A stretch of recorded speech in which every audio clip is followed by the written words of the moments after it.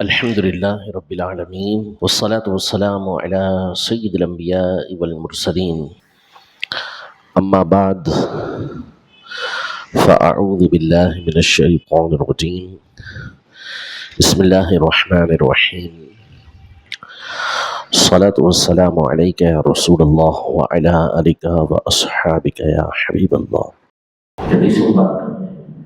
قیامت کے دن اللہ پاک ایک شخص کے بارے میں حکم ارشاد فرمائے گا کہ اس کو جہنم میں داخل کر دیا جائے، العیاذ باللہ. فرشتے اس کو لے کے چلیں گے تو ابھی وہ 1/3 راستہ طے کرے گا، چلے گا کہ مڑ کر دیکھے گا پیچھے، پھر کچھ آگے چلے گا، آدھا راستہ ہو جائے گا جہنم کی طرف جانے کا، تو پھر دوبارہ مڑ کے دیکھے گا، پھر اس کے بعد آگے چلے گا، کچھ اور راستہ طے ہو جائے گا تو اب دوبارہ مڑ کر دیکھے گا. اللہ جل شانہ فرشتوں سے حکم ارشاد فرمائے گا کہ اس کو دوبارہ حاضر کیا جائے. جب وہ آئے گا تو اللہ پاک اس سے پوچھے گا کہ یہ تو نے 3 مرتبہ مڑ کر کیوں دیکھا؟ تو وہ کہے گا کہ یا اللہ عز و جل، جب میں جہنم کے راستے کی طرف چلا تو ابھی جو کچھ راستہ طے کیا تو مجھے تیرا یہ فرمان یاد آیا، وَرَبُّكَ الْغَفُورُ ذُو الرَّحْمَةِ. اللہ پاک بندے سے ارشاد فرماتا ہے کہ تیرا رب بخشنے والا، رحمت والا ہے، وہ غفور ہے، یعنی ہر بڑے سے بڑا گناہ معاف فرما دیتا ہے. تو مجھے یہ یاد آیا تو میں نے پلٹ کے رحمت کو دیکھا کہ ہو سکتا ہے کہ تو میری مغفرت فرما دے.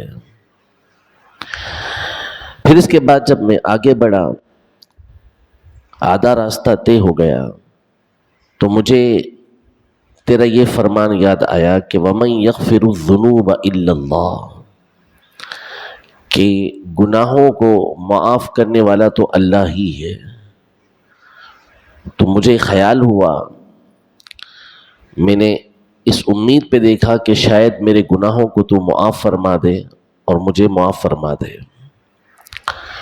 پھر اس کے بعد میں جب میں کچھ اور آگے بڑھا تو مجھے تیرا یہ فرمان یاد آیا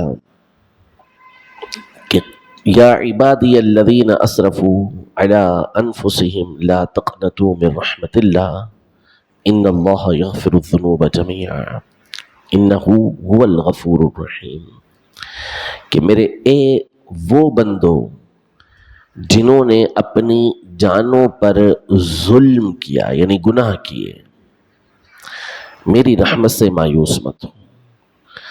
بے شک اللہ تمام گناہوں کو معاف فرما دیتا ہے اور وہ ہر طرح کے گناہ معاف فرمانے والا، رحم فرمانے والا ہے.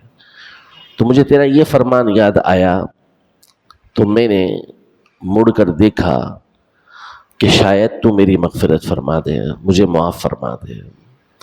تو اللہ پاک کو اس کی یہ ادا پسند آئی اور اللہ پاک نے اس کی مغفرت فرما دی.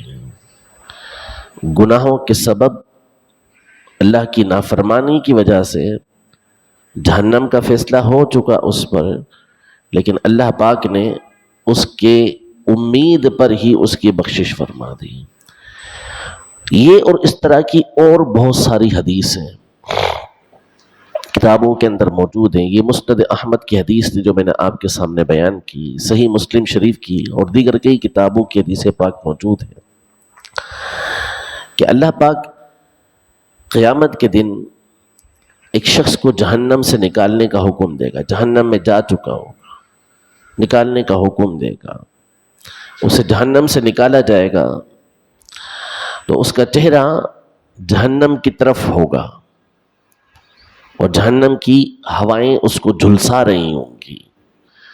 وہ اللہ کی بارگاہ میں عرض کرے گا کہ یا اللہ، اس سے میرا چہرہ پھیر دے. نکال تو دیا ہے، چہرہ بھی پھیر دے، تو اس کا چہرہ جہنم سے پھیر دیا جائے گا، پیٹھ اس کی جہنم کی طرف ہوگی۔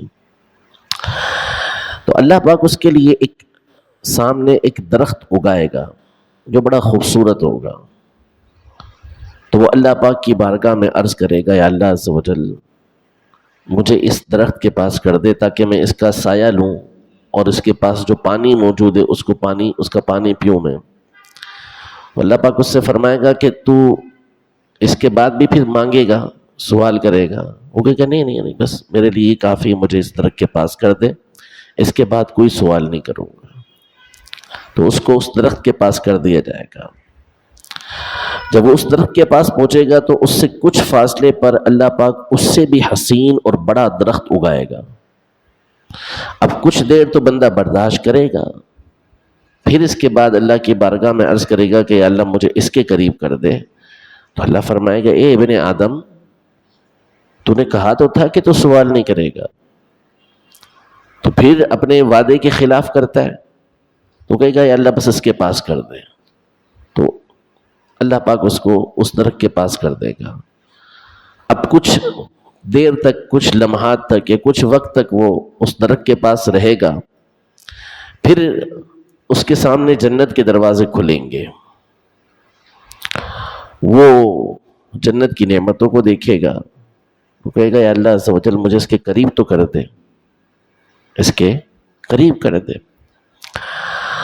تو اللہ پاک فرمائے گا کہ تو کتنی جو ہے وہ وعدہ خلافی کرتا ہے، اے ابن آدم تو کتنی وعدہ خلافی کرتا ہے، تو نے کہا تھا کہ سوال نہیں کرے گا، تو نہیں مانگے گا دوبارہ، تو کہے گا اللہ تو رحیم ہے، قریب کر دے۔ اللہ پاک اس کو قریب کر دے گا۔ اب وہ جنت کی نعمتوں کو دیکھے گا تو جنت کی ہوائیں طرح طرح کی اس کے پاس آ رہی ہوں گی، تو وہ اللہ پاک کی بارگاہ کے اندر عرض کرے گا، یا اللہ عز و جل مجھے اس کے اندر داخل کر دے، مجھے اس میں داخل فرما دے۔ تو اللہ پاک اس سے فرمائے گا کہ اے ابن آدم، تو غدر سے باز نہیں آتا اور تو اپنے وعدے کے خلاف کرتا ہے، تو نے کہا تھا سوال نہیں کرے گا، تو وہ اللہ کی بارگاہ میں عرض کرتا ہے یا اللہ تیرے لیے مشکل نہیں ہے، تو مجھے جنت کے اندر داخل کر دے۔ تو اللہ پاک اس کو جنت کے اندر داخل فرما دے گا اور اس سے فرمائے گا کہ تو مانگ کیا مانگتا ہے۔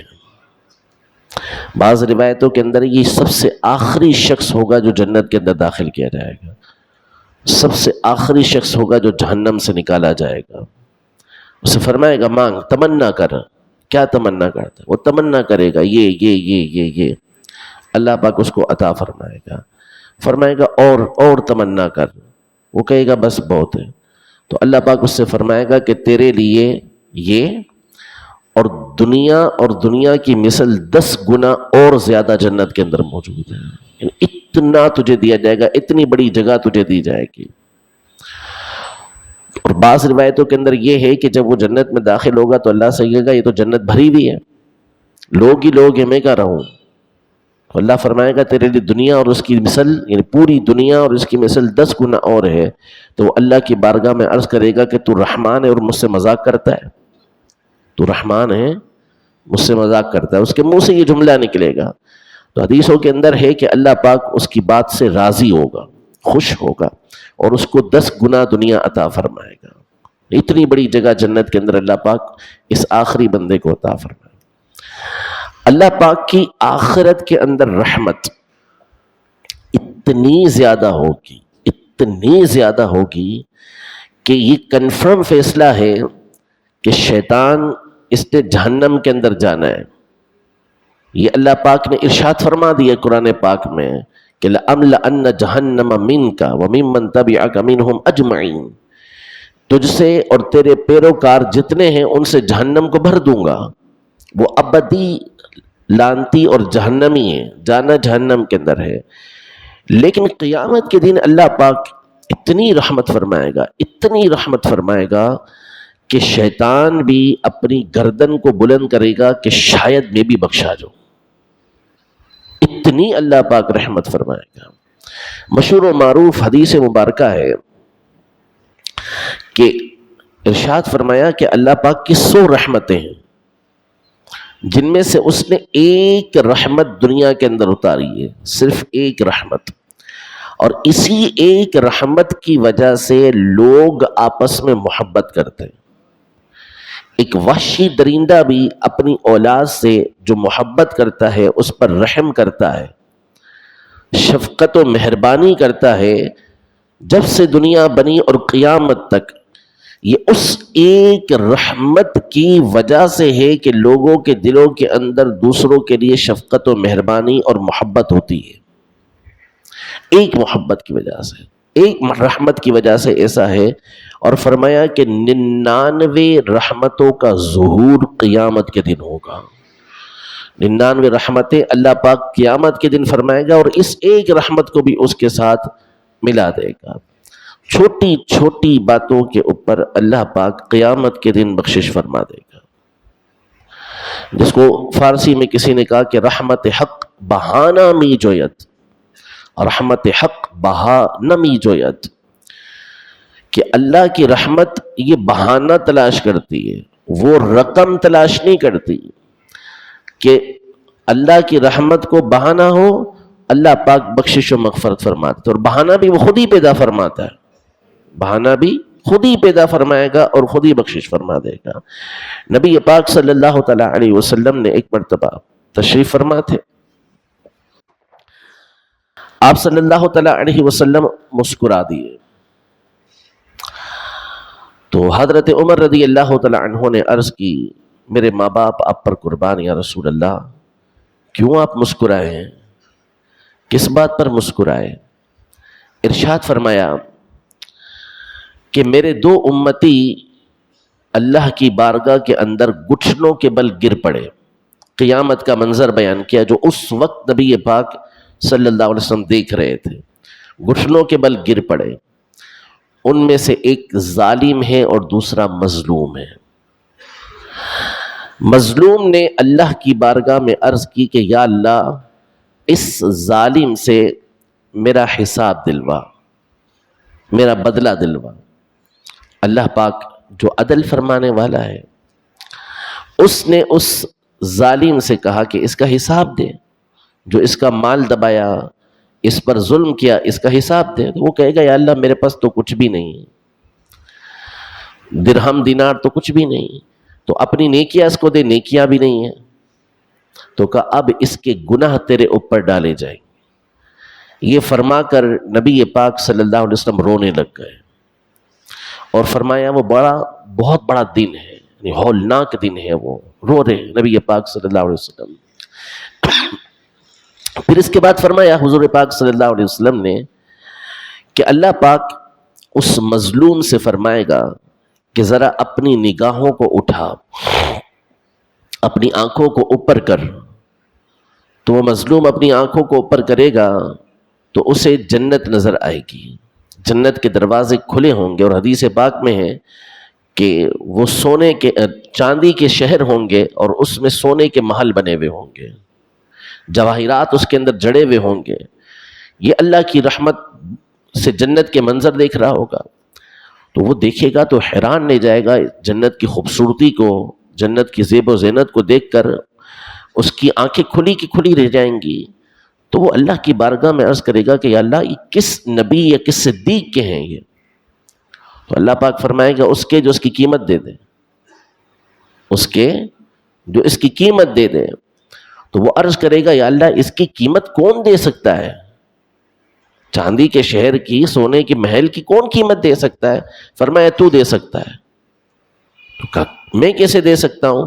فرمایا اپنے اس بھائی کو معاف کر دے، یہی اس کی قیمت ہے۔ وہ کہے گا میں نے معاف کیا، اللہ پاک فرمائے گا اس کا ہاتھ پکڑو، جنت کے اندر داخل ہو جاؤ۔ اتنی رحمت قیامت کے دن اللہ تبارک و تعالی فرمائے گا۔ اور احادیث طیبہ موجود ہیں، دنیا کے اندر اللہ پاک اس بات کا اعلان فرما چکا، ان اللہ لا یغفر ان یشرک بہ ویغفر ما دون ذلک لمن یشاء۔ وہ شخص کہ جو اللہ کے ساتھ کسی کو شریک کرے، یعنی کفر کرنے والا ہے، اس کی اللہ پاک قیامت کے دن بخشش نہیں فرمائے گا. یہ فائنل فیصلہ فرما دیا کہ جو لوگ اللہ پاک کے ساتھ کسی کو شریک کرنے والے ہیں، کفروا وکذبوا بآیاتنا اولئک اصحاب النار، اور اللہ کی باتوں کا انکار کرنے والے ہیں، کفر کرنے والے ہیں، وہ جنت کے اندر داخل ہی نہیں ہو سکتے حتی یلج الجمل، یہاں تک حتی یلج الجمل فی الخیاط، یہاں تک کہ فی سم الخیاط، یہاں تک کہ اونٹ یہ سوئی کے ناکے کے اندر داخل ہو جائے.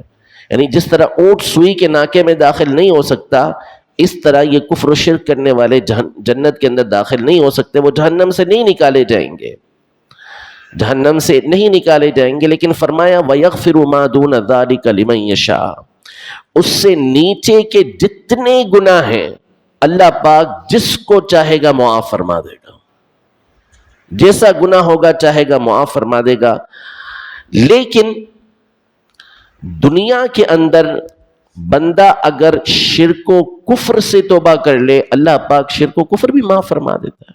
اگر کوئی مشرک ہے، کوئی کافر ہے، وہ اپنے شرک سے کفر سے باز آ جاتا ہے، توبہ کر لیتا ہے، اللہ پاک اس کی توبہ کو قبول کر کے اس کو معاف فرما دے گا. دنیا کے اندر اس نے یہ توبہ کر لی تو اللہ پاک کی یہ رحمت جو قیامت کے دن ہوگی، اور احادیث طیبہ بھری ہوئی ہیں اس حوالے سے.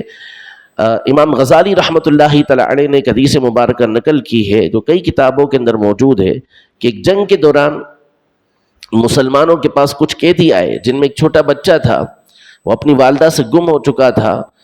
تو کچھ دیر کے بعد اس کی والدہ اپنی جگہ سے نکلی اور بچہ اپنی جگہ سے نکلا، دونوں آپس میں ملے. تو ماں نے جب بچے کو دیکھا تو اس کو لپک کے اپنے ساتھ سینے سے لگا لیا اور اس کو دودھ پلانے لگی. بچہ رو رہا تھا، اس کو دودھ پلانے لگی. جب صحابہ کرام علیہم رضوان نے یہ منظر دیکھا تو وہ رونے لگ گئے. نبی پاک صلی اللہ علیہ وسلم تشریف لائے، پوچھا کیا ہوا؟ کہ ماں کی یہ مہربانی دیکھ کر، رحمت دیکھ کر ہم رو پڑے. تو فرمایا یہ بتاؤ کہ کیا اگر اس عورت کو کہا جائے کہ اپنے اس بچے کو جہنم کے اندر پھینک دو، آگ میں پھینک دو، تو کیا یہ عورت پھینکے گی؟ بالکل نہیں پھینکے گی. فرمایا جتنا یہ عورت اپنے بچے سے محبت کرنے والی ہے، اس سے زیادہ اللہ پاک اپنے بندوں سے محبت فرمانے والا ہے، ان پر رحم فرمانے والا ہے. بعض کتابوں کے اندر یہ روایت نقل کی ہے کہ ایک مرتبہ زمین، آسمان، پہاڑ، سمندر سب اللہ کی بارگاہ میں حاضر ہوئے، اور انسانوں کے گناہوں کی وجہ سے فرمایا، عرض کی اللہ کی بارگاہ میں کہ ہمیں حکم دے کہ ہم ان کو تباہ و برباد کر دیں. اللہ پاک نے فرمایا ان کو چھوڑ دو، کیونکہ ان کو پیدا کرنے والے تم نہیں، ان کو پیدا کرنے والا میں ہوں، ان کو پیدا کرنے والا میں ہوں. یہ ساری جو اللہ پاک کی رحمت کی باتیں ہیں، جو احادیث طیبہ کے اندر آئیں، جو قرآن مجید فرقان حمید کی آیتیں ہی آیتیں ہیں، جس میں اللہ پاک نے فرمایا کہ وَرَحْمَتِي وَسِعَتْ كُلَّ شَيْءٍ، میری رحمت ہر چیز سے بڑھ کر ہے. اور حدیث قدسی میں فرمایا کہ سبقت رحمتی غضبی، میری رحمت میرے غضب سے بڑھ کر ہے، میرے جلال سے میری رحمت بڑھ کر ہے. ان تمام کا ایک مقصد ہے، اور وہ مقصد ہے کہ اے بندو اپنے گناہوں کی وجہ سے اللہ پاک سے مایوس نہ ہو، اس کی بارگاہ میں حاضر ہو جاؤ. خطائیں کر چکے ہو، گناہ کر چکے ہو، مایوس مت ہو، اللہ کی بارگاہ کے اندر حاضر ہو جاؤ. ہرگز اللہ کی رحمت کا مطلب یہ نہیں ہے کہ بندہ جری ہو کر کہے کہ میں جو چاہوں کروں، میرا رب بخشنے والا ہے. نہ، یہ تھوڑی اللہ کا مقصد ہے. اگر یہی مقصد ہوتا تو اللہ پاک ہمیں عبادت کا حکم کیوں دیتا؟ اللہ پاک ہمیں نیک اعمال کرنے کا حکم کیوں دیتا؟ ہمیں گناہوں سے بچنے کا حکم کیوں دیتا؟ یہ مقصد ہرگز ان حدیثوں کا نہیں ہے. حدیثوں کا مقصد یہ ہے، آیات کا مقصد یہ ہے کہ اگر بندہ گناہ کر بیٹھے اپنے بشری تقاضوں کی وجہ سے، تو پھر اس صورت میں اللہ کی رحمت سے مایوس نہ ہو کہ میں تو اتنے گناہ کر چکا، اب میرا کیا ہوگا. نہیں، بلکہ اپنے رب کی رحمت کی طرف لوٹ آؤ. اپنے رب کی رحمت سے مایوس مت ہو، اس سے اب بھی معافی مانگو گے وہ تمہاری معافی کو قبول فرما لے گا، تمہیں معاف فرما دے گا۔ فرمایا کہ اے ابن آدم، اگر تو زمین و آسمان سے گناہوں کو بھر کر بھی میری بارگاہ میں حاضر ہو، توبہ کرے، میں تیری توبہ کو قبول فرما لوں گا۔ فرمایا بنی آدم یہ خطائیں کرنے والے ہیں، انسان خطائیں کرنے والے ہیں، اور فرمایا خیر الخطائین التوابون، اور سب سے بہترین خطا کرنے والے وہ ہیں کہ جو اللہ سے توبہ کر لیں، گناہ ہو گئے اللہ کی بارگاہ کے اندر آ کر توبہ کر لیں۔ یہ مقصد کبھی بھی نہ سمجھے ان حدیثوں کا، جیسے بعض لوگوں کو جب کہا جاتا ہے نیک اعمال کا تو وہ کہتے ہیں اللہ بخشنے والا ہے، تو بالکل اللہ بخشنے والا ہے، لیکن اللہ پکڑ فرمانے والا بھی ہے۔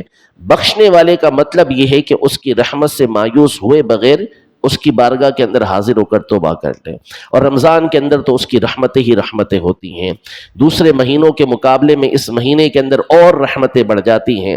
تو اپنے گناہوں سے توبہ کریں، پچھلی نمازیں چھوڑی، گناہ کیے ہیں، روزے چھوڑے ہیں، زکاتیں نہیں دیں، لوگوں کے مال دبائے ہوئے ہیں، لوگوں کو تنگ کیا ہے، ان تمام چیزوں سے توبہ کر کر اللہ پاک کی بارگاہ میں حاضر ہو جائیں، اللہ پاک پچھلے سارے گناہوں کو معاف فرما دے گا۔